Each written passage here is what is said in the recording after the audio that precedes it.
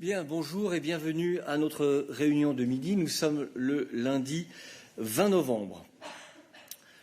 Donc permettez-moi de commencer par une annonce concernant la réunion du collège. Comme vous le savez, la réunion du collège aura lieu demain après-midi à Strasbourg, étant donné que se tient là-bas la session plénière du Parlement européen.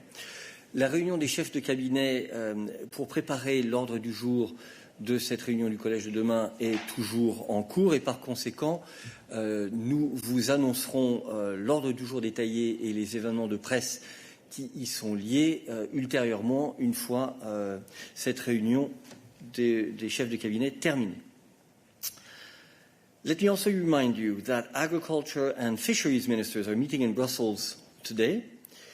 The Commission is represented by Commissioners Sinkevicius, Wojciechowski and Kyriakides. Ministers will hold their first discussion on the fishing opportunities for 2024 in the Atlantic and the North Sea, and in the Mediterranean and the Black Sea. Ministers will seek to approve a set of conclusions on a long-term vision for the EU's rural areas, and, among other topics, they will discuss the state of play of the proposal for a regulation on new genomic techniques. The Commission will inform the Council on the state of play of the implementation of the new EU forest strategy for 2030.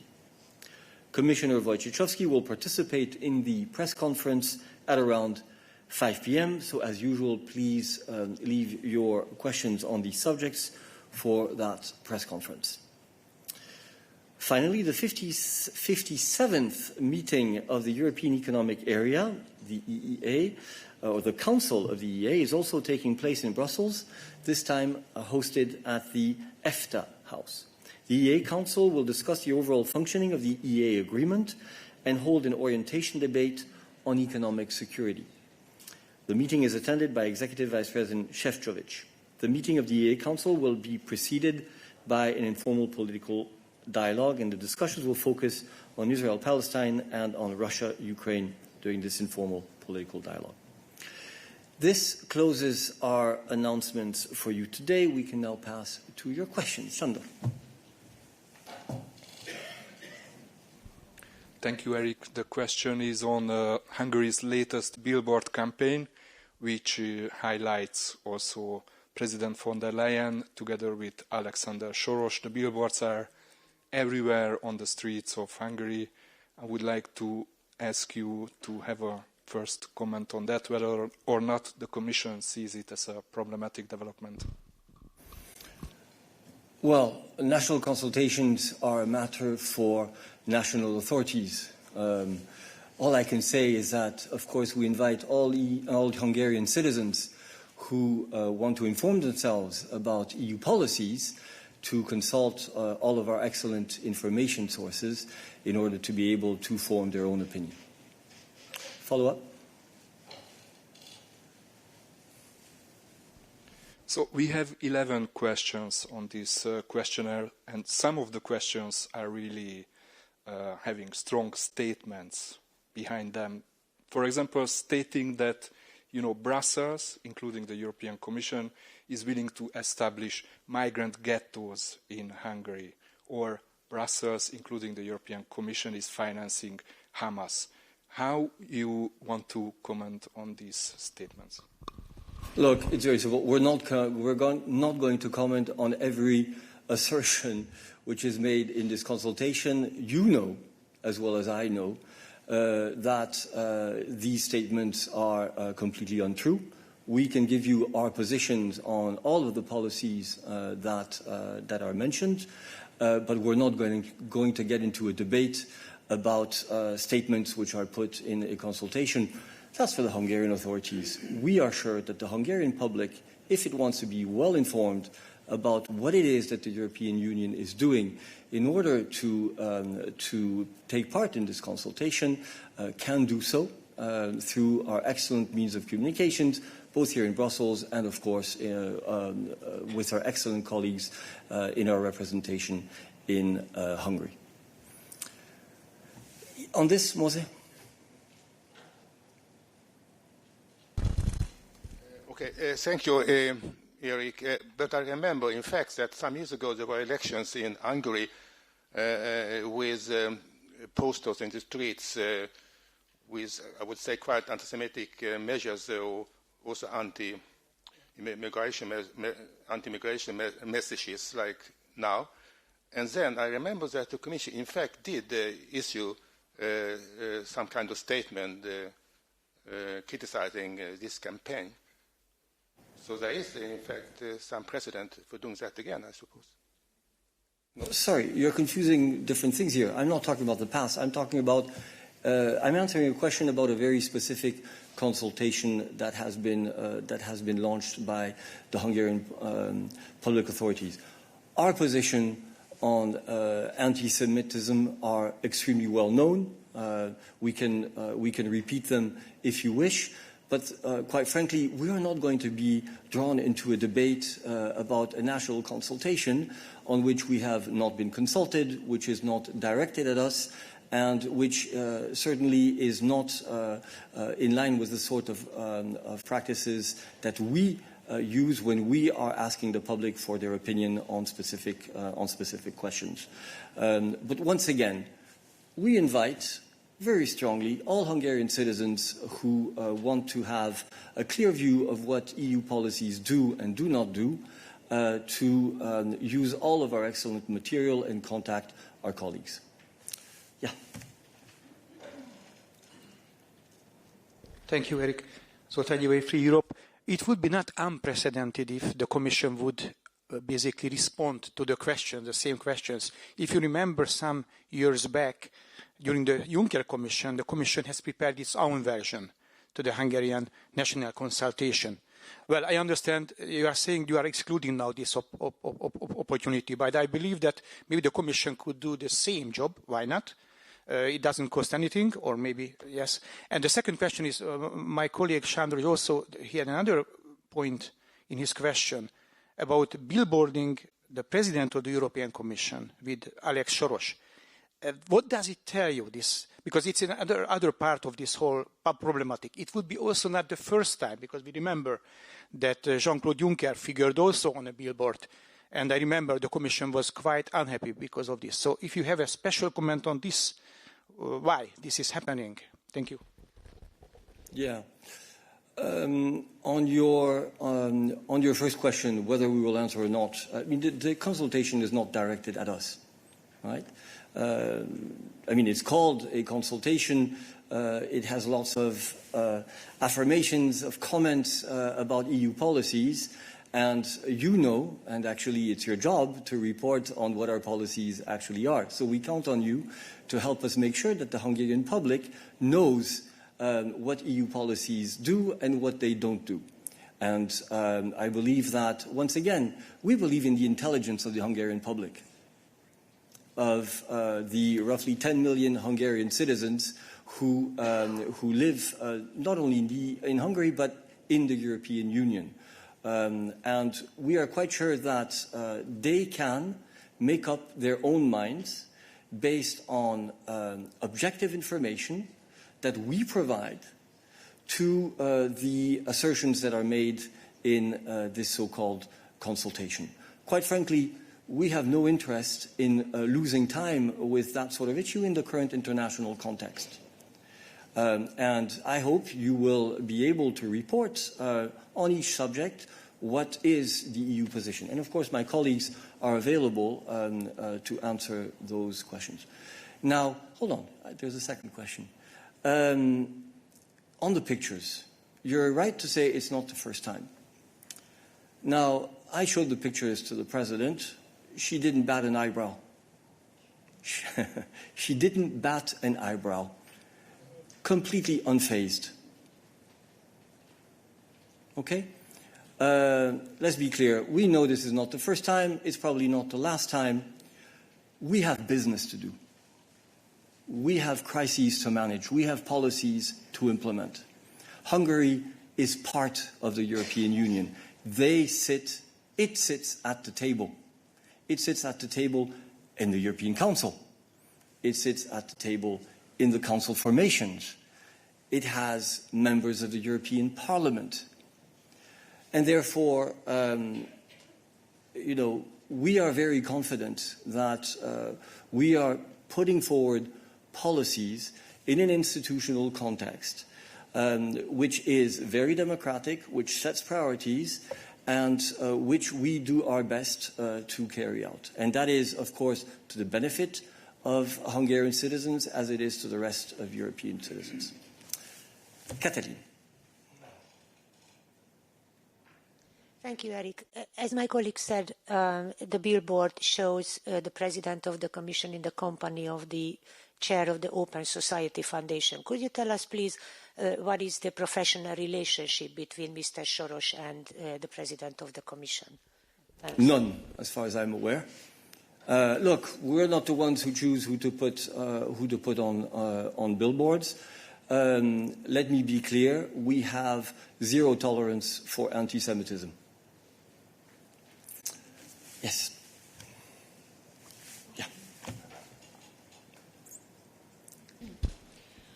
Thank you so much, Zoriana Stepanenko, Radio Free Europe. So, as you might know, just a few days ago, Lithuania has adopted... Sorry. Is it on this topic? Not on this. No, apologies. Sorry. As you know, we deal with one topic. Once we're finished, we move to another one. So we'll come to you afterwards. Hold on. I also have to see whether there are hands raised. No. Zoltan, go ahead. So during this very delicate phase of Hungary launching another campaign against Brussels, Hungary is also struggling to deliver on the milestones to reach an agreement on EU funds. Do you think the two issues can be completely separated, or this campaign will have any effect on any impact on the issue of the EU funds? Look, on the issue of European funds for Hungary, as you know, there are very clear conditions. Be it for the RF, be it for the cohesion funding. That is that is the performance criteria, if I can put it this way, or the criteria against which we are measuring Hungary's commitments to what needs to be done and on which the decision will be taken. Katalin. Thanks, Eric. This is just a follow-up to my previous question. Concluding from what you said, you think that showing the President in the company of Mr. Soros has anti-Semitic connotations? I was answering a question that was implying this. And I am saying very clearly where we stand on anti-Semitism.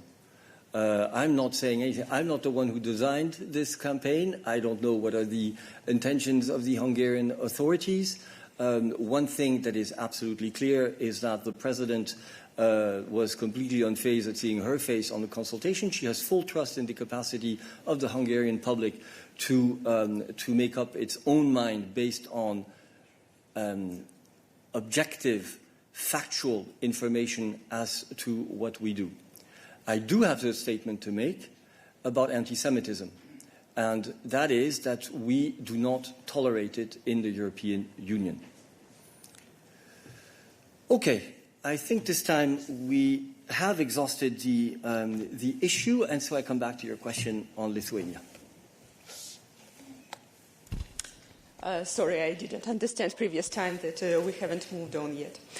So in Lithuania, a few days ago, the Sejm approved additional amendment to the national law, and now the fines received from non-compliance with the national and international sanctions will be transferred to the Fund for the Development of Cooperation and accordingly directed to the restoration of Ukraine.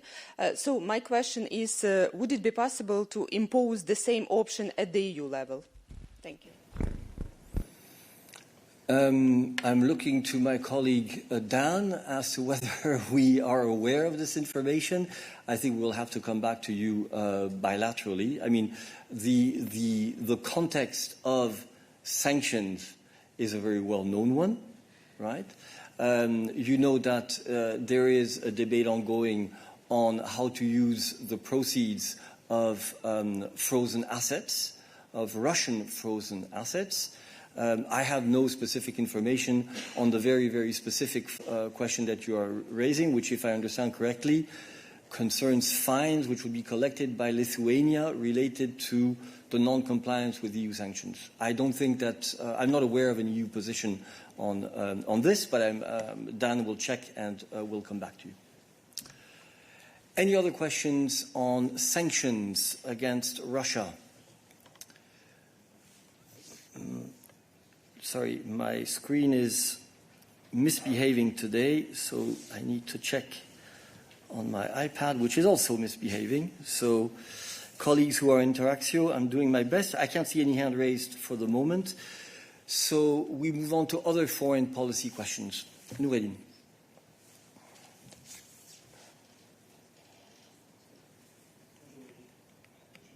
On ne t'entend pas, attends que ce soit rouge. Bonjour Eric. J'ai une question sur la situation à Gaza. Depuis le début de la guerre, Israël a présenté une série d'arguments aux États membres, aux États-Unis, voire à la Commission européenne, à Mme von der Leyen elle-même, sur le déroulement de ces événements, surtout le 7 octobre. Depuis lors, ces arguments se sont révélés ou complètement faux, partiellement faux, voire même fabriqués. Mais en même temps, vous connaissez le nombre de morts qui augmente par centaines, parfois par jour. On est à plus que 12 000 et demain probablement 13 000 morts.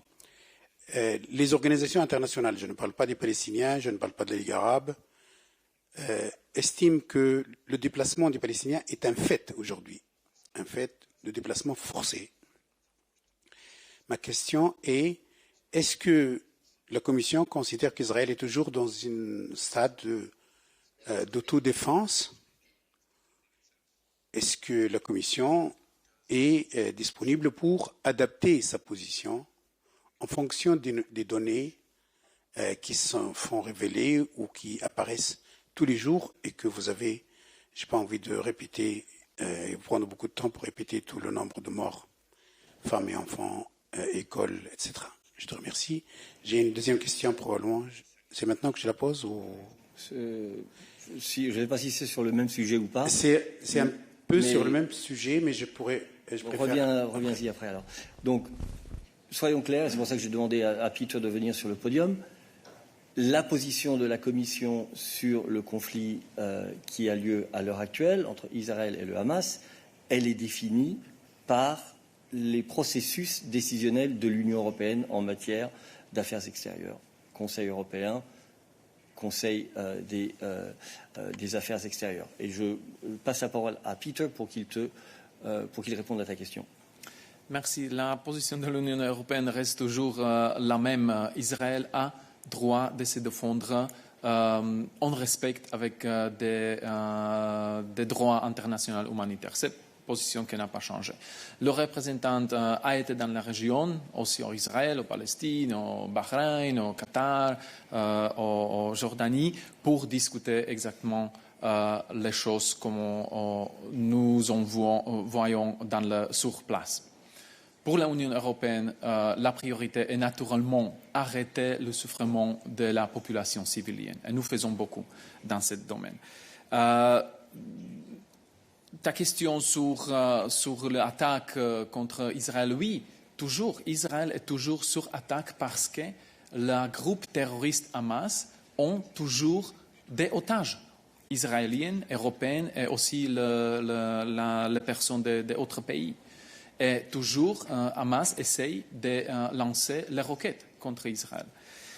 Mais la position, comme je dis, nous soulignons toujours le droit d'Israël pour se défendre, mais aussi, en même temps, nous soulignons l'urgence, l'importance de respecter le droit international humanitaire et aussi la protection des civils. Et c'était aussi le message des représentants à Israël, à Tel Aviv, à Jérusalem, à Ramallah, pendant son tour dans la région. Noureddin, question de suivi, ou deuxième question plutôt. Question de suivi. Peter, what's going on now? It goes very far beyond the self-defense. If we refer to the UN Charter and its Article 51, it means about self-defense, but self-defense of a state against another state. This is a war launched by Israel against the civilian population. I agree. There are organizations who are targeting civilian Israel, and this is, of course, civilians are always the same. But this is a war launched by Israel. I'm not saying it's disproportionate, but this is a war against a civilian population. This is the international law. This is the international organization what they are saying. And your keep says Israel has the right to defense according to in the line of international law. Agree? Yes. But this is a war. The Israelis are launching complete, total war, and they forced more than 2 million to move in the south of Gaza, and they are bombed in the south of Gaza. This is the problem with this principle of the European Union Council and the Council of the European Union position. Noureddin, I've said this a certain number of times in the press room. I'm obliged to say it again. You have not asked a question. You have made a statement, and I perfectly understand why you would want to make a statement. This is not the purpose of the press room. There was no question in what you have just said now. Okay? Peter has given you our position. We understand it. It is your liberty to write anything that you wish about the position that has been expressed. But please ask us questions. I believe you had a second question to ask us on a different subject. So we move to your second question. My second question is about the International Criminal Court international prosecutor who decided to investigate, and he was not allowed to get in, whether to Israel, this is in the past, or in Gaza. Now we remember all how the European Commission supported the international prosecutor when he started investigating the crimes in Ukraine. Will the European Commission support the action of the international prosecutor in his job to investigate what's going on in Gaza as it did in Ukraine? Thank you. Thank you. Thank you, Noureddin. Just to explain a little bit the parameters of EU position on whatever, but now we are discussing Gaza, Israel. The parameters need to be correct. And in your assertion, you said Israel has launched a war. No. We all know how it started. Hamas, the terrorist group, Hamas, launched a terrorist attack against mostly Israeli civilians on the 7th of October. And Israel is retaliating against a terrorist attack that continues still, in a sense that hostages that have been kidnapped in violation of any international law and norm, civilians, women, children, etc., are still being held and not released. Few of them have been released, but the bulk of them is still being held. And there has been still rocket fire, indiscriminate rocket fire against Israel. So we have to distinguish. So it was not Israel who started this war. It was a war imposed on the Israelis by Hamas. Israel is retaliating, and the European position is based on the parameters on how this conflict started. And that was the terrorist, unjustifiable, illegitimate terrorist attack from the 7th of October. When it comes to ICC, European Union has a very clear position on accountability in general and the respect for international law. This guides us also when we are reacting to what's happening between Hamas and Israel. And the position of the EU is defined by EU 27 member states, of course, in full respect or fully based on the international law. So our support for the ICC has not changed. The European Union continues to supporting ICC. This is an independent, impartial institution, judicial institution, which has no political objectives to pursue, and we respect courts' independence and impartiality, and we don't interfere with courts' decisions. And just to recall, it was already in 2021 when the ICC launched an investigation in Palestine, and the prosecutor of the ICC has a duty. That's his job, that's his work, to investigate all alleged crimes in a specific situation, no matter where they happen. Thank you. Yeah, Noel.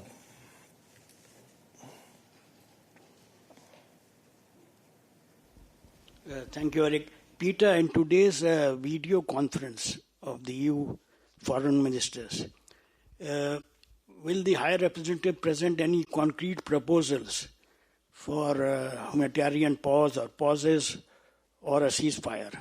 Thank you. Thank you, Nawab.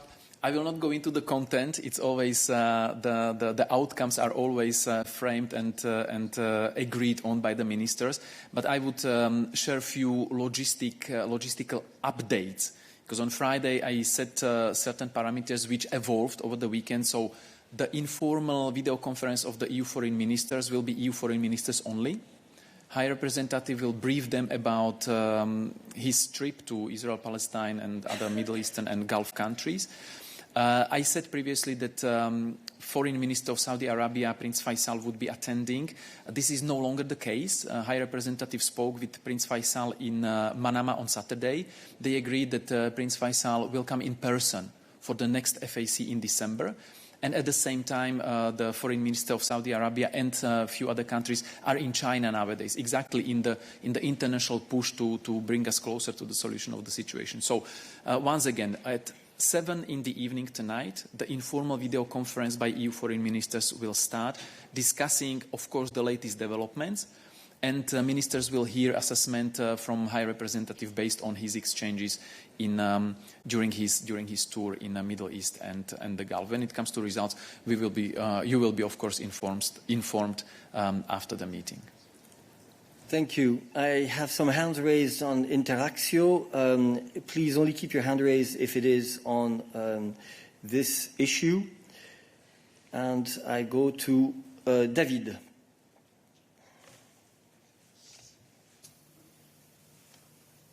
Oui, merci Eric. Je voulais savoir à quel point la révision des fonds au développement pour l'autorité palestinienne et si on aura des nouvelles dans les prochains jours. Merci. Merci beaucoup. L'analyse des fonds destinés à la Palestine est effectivement en cours et je pense que nous serons en mesure de vous donner des nouvelles très rapidement. On this, Mose. Okay, thank you, Eric. I would also like to ask a question concerning perhaps High Representative Borrell's visit to the region last week and the weekend. As you said, they're going to debrief the foreign ministers, but I'm not sure there will be any press conference. I understand, listening to his speeches to all partners, Israelis, Palestinians, Arabs, it's clear that he gave a very strong and consistent message to all of them. But still, I would like to know if you think that, let's say, when he visited Israel, whether he received some new data, we're talking about data, which could inform him whether Israel is doing enough to protect the civilian population and to allow sufficient humanitarian aid into the Gaza Strip. And when it comes, let's say, to his message to the Palestinian Authority, there was no question asked after that joint press statements, I think, but the question is about the status of the Palestinian Authority. I mean, once the war is over, and I think that High Representative Borrell stressed very much the role of the Palestinian Authority, which according to him already is involved in Gaza. At least I think it is, by providing salaries to some civil servants there. The question is whether, in his view, or that is the conclusion perhaps, whether the Palestinian Authority needs to be reinvented or revitalized in order to fulfill their role of taking care of the, let's say, civilian, let's say, the Gaza Strip once the war is over, and let's say Hamas is out of the picture. Thank you. Peter. Thank you, Mose. Many aspects. I will try to tackle them all. If I forget, then please remind me if I would have forgotten something or anything. So, High Representative, of course, any input he got during his talks, be it in Israel, in Palestine, or any other stops of his tour, he will share with the ministers and also the assessment. So you might hear it from him, if not today, then in the coming days, of course. When it comes to governance of Gaza or arrangements, future arrangements of Gaza, this was one of the main topics because, of course, this is what we call the day after. So after the current situation, after the current confrontations, military operations, there will be day after for sure. And the Israelis, the Palestinians, and the international community will have to see how to prevent, of course, something that started to happen on the 7th October from happening again in the future, and how to ensure really that people in Gaza can have a life in dignity. So yes, the idea being discussed, it's not an end, it's not the final result, but the idea that is being discussed is, of course, the assumption is that some sort of or some form of authority, Palestinian authority, would need to be in Gaza, because, of course, it cannot be reoccupied by Israel. It cannot continue to be governed by Hamas, because there's no place for Hamas anymore in Gaza, or there will be no place for Hamas anymore in running the Strip. So obviously, someone needs to fill the void. And it should be a Palestinian authority, but after the talks with High Representative, after the talks with Palestinian representatives, the High Representative realized, and he was told, that Palestinian authority is indeed ready to take over at some point in some form that also still needs to be worked out with the support of Arab countries, with the support of United Nations, etc., etc. But generally, Palestinian Authority is ready, and this is what we are now advocating for, that Palestinian Authority should take over at some point, so that also this territory is governed properly and not by a terrorist organization. Thank you. Apologies to my colleagues, to colleagues who are on Interaction. I'm having a bit of a difficult time with the platform today. We're still on this for the moment. Any other questions on this subject? Oui.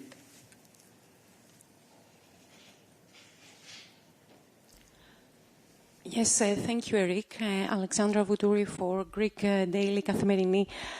Peter, one of the main aims of HR Borrell's visit to the region has been to advance diplomatic efforts with a view towards setting the conditions to revive the political process, since there will be no pressure after the meeting, which HR probably will debrief the EU foreign ministers. Where are we standing now in regard to this issue? Thank you. We are standing in the middle of the process, and the end of this process will not be reached tonight. This is informal exchanges, really with a very, very clear and limited focus. There will be continued discussions among the EU member states themselves, but also internationally. I mentioned already that there is a delegation of Arab countries in China. High Representative and President of the Commission were reaching out to a number of countries currently in the Middle Eastern region and in the Gulf. So this is an ongoing process where ideas are being discussed in order to find the best solution possible, the best way out possible. And as High Representative said, I mean, we need to see the two-state solution as the only viable way out of the current situation, but to avoid what we, as international community, that means Europeans, Americans, Arab states, Islamic states, Muslim countries, etc., have been doing for the last 30 years. Declaring our support for the two-state solution, but not doing nothing in a specific or nothing in concrete to fill it with some substance and to make it advance. So we should, and this is one of the points of what he is advancing, so we should take lessons from the past, from the failures of the past, and start to discuss concrete things. And this is what is happening now in the process. Again, there are no concrete deliverables, tangible deliverables right now, because various scenarios, various ideas are being discussed. But this is actually the nature of international or foreign policy, that in these discussions by stakeholders, by partners, you come to a hopefully consensus how things should be done, and then it will be possible to do them. Needless to say that for the success of any idea, you need to have the Israelis and the Palestinians on board. And that's why it's really urgent to find a way out from the current situation in Gaza or around Gaza, and to go to the second stage, which is the stage of the political process. Thank you. I see no further hands raised on this. Let me see if there are other issues related to foreign affairs for Peter or for Nabila. I see one hand raised in the group. I'll come back to you later. Mared. Hi, thanks for the floor. Mara Jones for Euronews. Just a very quick follow-up to David's question on the review of development aid to the Palestinian territories. You said that this is ongoing, but there are media reports from the Financial Times this morning that the decision has been taken, that payments will resume towards the end of this month. I know that you cannot comment on media reports, but can you give us more details about the status of this review, when we can hear more about the decision, and whether we can expect that shortly? Thank you. I believe I answered that question when I answered David Carreta's. I said I hope we would be able to provide you with information very soon. And I cannot provide further details until then. Okay, other foreign affairs issues. Yeah.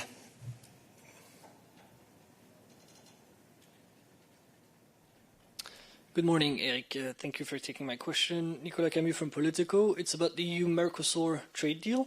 Argentina's president-elect, Javier Milei, has expressed hostility against the trade deal with Mercosur countries that's currently under discussion with the EU. Is the EU Commission worried that Milei's election might have a negative impact on the trade deal? And apologies, I thought it was for Peter, but I'm seeing that I've caused a swap. My bad. Seamless transition from foreign affairs to trade, but obviously with the foreign affairs dimension in a way, since it is the result of an election. Olaf. Thanks for your question. Certainly we take note of the election result in Argentina, but that's all we're going to say about it for the moment. What I can tell you about the negotiations that are ongoing, they're extremely constructive, extremely focused. 3 meetings between chief negotiators took place in October, with another meeting virtually just last week. We continue to work towards the deadline set by President von der Leyen to get this over the line before the end of the year, and that continues to be the case. Thank you. Any other trade-related questions for Olaf? No. Any other issues for us today? I wait a little bit because I had seen a hand raised. Yes, Lyubov.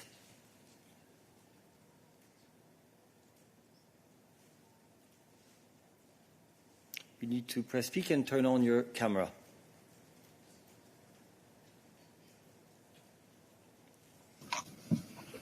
Hello? Yes, go ahead. Yes.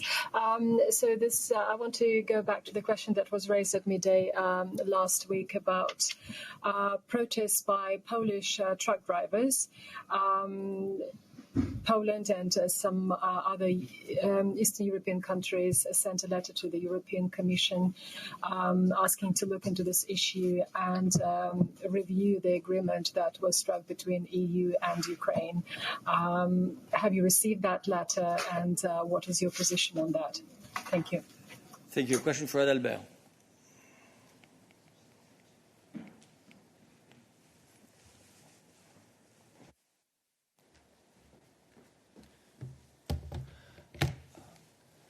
Hi, thank you very much.